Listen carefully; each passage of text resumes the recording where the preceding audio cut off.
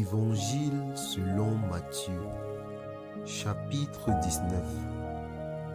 Lorsque Jésus eut achevé ses discours, il quitta la Galilée et alla dans le territoire de la Judée, au-delà du Jourdain.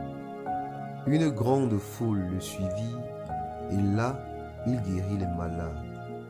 Les pharisiens l'abordèrent et dirent, pour l'éprouver, « Est-il permis à un homme de répudier sa femme pour un motif quelconque ?» Il répondit, « N'avez-vous pas lu que le Créateur, au commencement, fit l'homme et la femme, et qu'il dit, « C'est pourquoi l'homme quittera son père et sa mère, et s'attachera à sa femme, et les deux deviendront une seule chair. Ainsi ils ne sont plus deux, mais ils sont une chair. Que l'homme donc ne sépare pas ce que Dieu a joint. Pourquoi donc, lui dirent-ils, Moïse a-t-il prescrit de donner à la femme une lettre de divorce et de la répudier? Il leur répondit, c'est à cause de la dureté de votre cœur que Moïse vous a permis de répudier vos femmes. Au commencement, il n'en était pas ainsi. Mais je vous dis que celui qui répudie sa femme, sauf pour infidélité, et qui en épouse une autre, commet un adultère.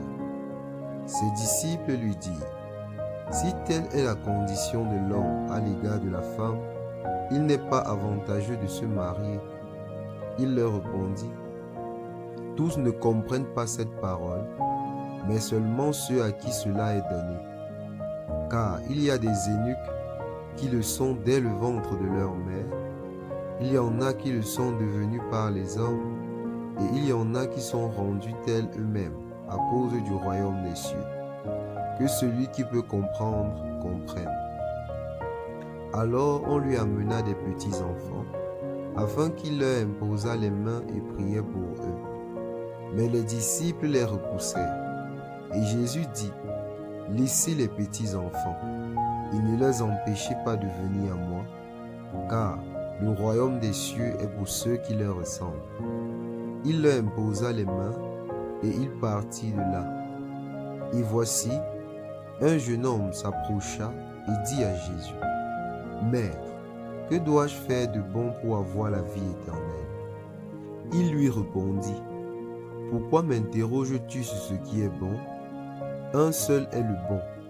Si tu veux entrer dans la vie, observe les commandements. » Lesquels, lui dit-il, et Jésus répondit, « Tu ne tueras point, tu ne commettras point d'adultère, tu ne déroberas point, tu ne diras point de faux témoignages, honore ton père et ta mère, et tu aimeras ton prochain comme toi-même. » Le jeune homme lui dit, « J'ai observé toutes ces choses, que me manque-t-il encore ?»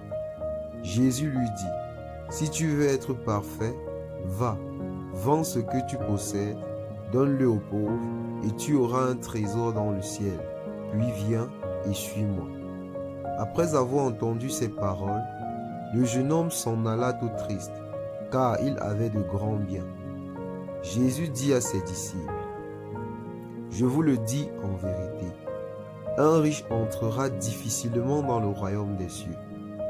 Je vous le dis encore, il est plus facile à un chameau de passer par le trou d'une aiguille qu'à un riche d'entrer dans le royaume de Dieu. » Les disciples, ayant entendu cela, furent très étonnés et dirent, « Qui peut donc être sauvé ?»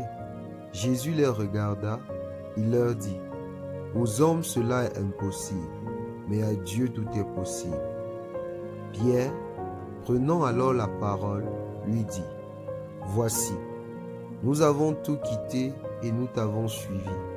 Qu'en sera-t-il pour nous ?»